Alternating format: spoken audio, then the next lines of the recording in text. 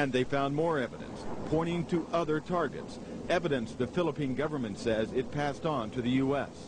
The targets they listed were CIA headquarters, Pentagon, Transamerica, Sears, and the World Trade Center. President Bush even received the Phoenix memo, stating bin Laden was determined to strike in the U.S. in August, right before the attacks. The president was aware that bin Laden, of course, as previous administrations has been well known, that bin Laden was determined to strike the United States. In fact, the label on the president's, the PDB, was bin Laden determined to strike the United States. On August 6, 2001, President Bush was presented a President's Daily Brief article titled, "Bin Laden Determined to Strike in U.S." The lead sentence of that President's Daily Brief indicated that bin Laden and his followers wanted to follow the example of World Trade Center bomber Ramzi Yousef and bring the fighting to America. The article cited a more sensational threat, reporting that bin Laden wanted to hijack a U.S. aircraft. The President's Daily Brief item included information from the FBI indicating patterns of suspicious activity in this country, consistent with preparations for hijackings. The president broke his silence today about the revelations earlier this week that he had been briefed before September 11th about a possible al-Qaeda hijacking plot. The comments took place in the White House South Lawn setting where the press could not ask questions. While he was honoring the Air Force football team, his comments diverted to what has become topic A in Washington. You know what's interesting about Washington? It's a town, unfortunately, it's the kind of place where second guessing has become second nature.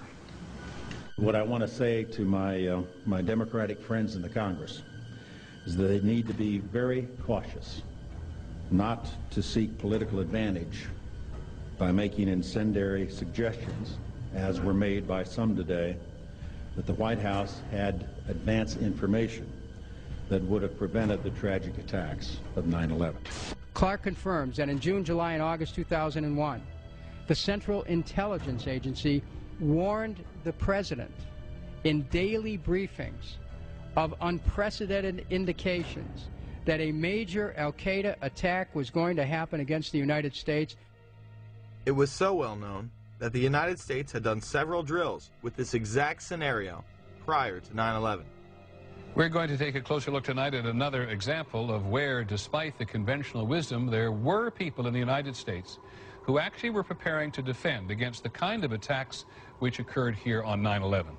The North American Aerospace Defense Command, NORAD for short, has been defending the skies over the U.S. and Canada for almost 50 years, 46 to be precise.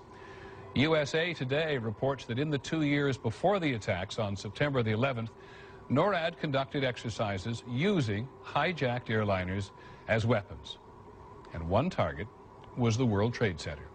Here's ABC's Brian Ross. President Bush has said again and again that no one could have imagined what Osama bin Laden ordered for September 11th. We knew he hated us, but there was nobody in our government, at least, and I don't think the prior government, that could envision flying airplanes into buildings on such a massive scale. But that turns out not to be true. U.S. military planners did envision and practice those very scenarios. As reported by USA Today, the North American Aerospace Defense Command, NORAD, conducted exercises with fighter jets, simulating hijacked planes flown into the World Trade Center in the 2 years before the attacks. Pentagon planners also envisioned the attack on the Pentagon 5 months before it happened. One of these drills was run on June 1st and 2nd of 2001. Amalgam Virgo was an exercise where multiple attack scenarios would be occurring simultaneously, including attacks from cruise missiles, unmanned aerial vehicles, and hijacked aircraft. The scenario also envisioned a hijacker taking control of a commercial aircraft and slamming it into the nation's capital.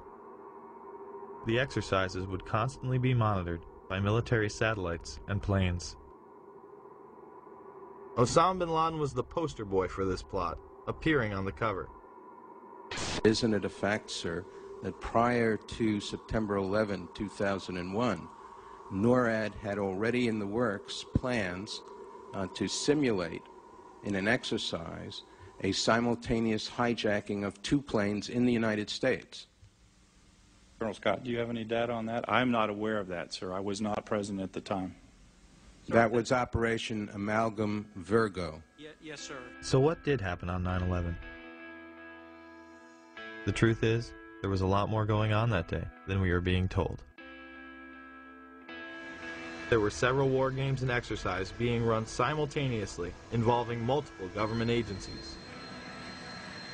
John Fulton and a team from the CIA would be conducting a drill at 8:45 a.m. out of the National Reconnaissance Office in Chantilly, Virginia, in which a plane has crashed into a building. Other drills would literally cripple our defensive and investigative abilities on that morning.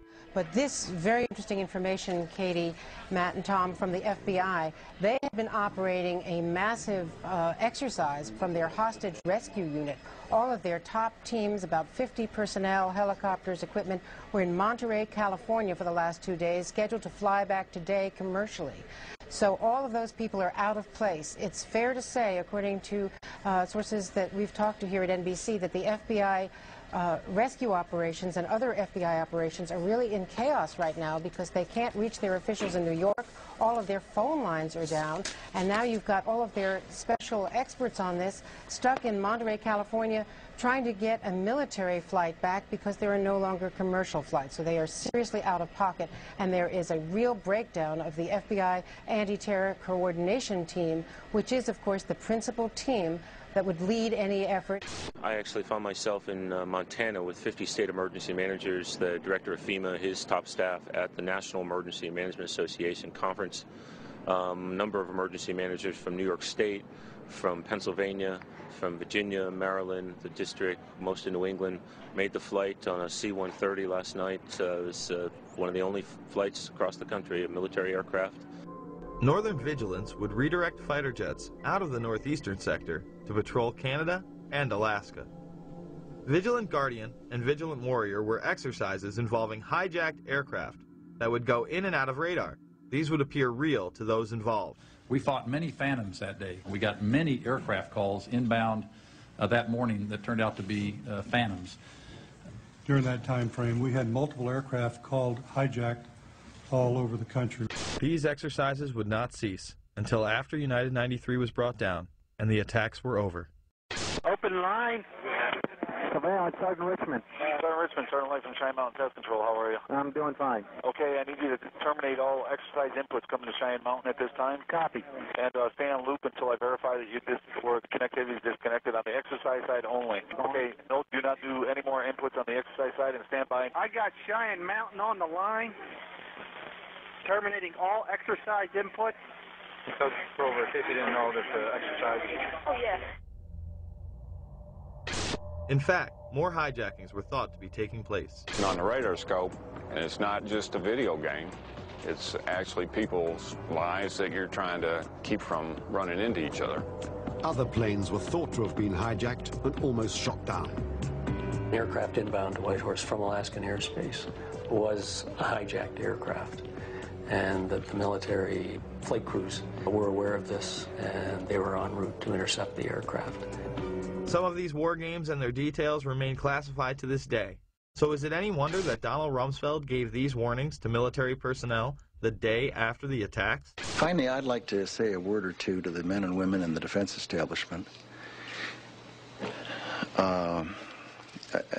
most of whom deal with classified information. When people deal with intelligence information and make it available to people who are not cleared for that classified information, the effect is to reduce the chances that the United States government has to track down and deal with the people who have perpetrated the attacks on the United States and killed so many Americans.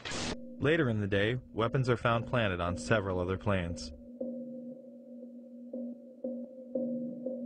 A U.S. official says of the hijackings, these look like inside jobs.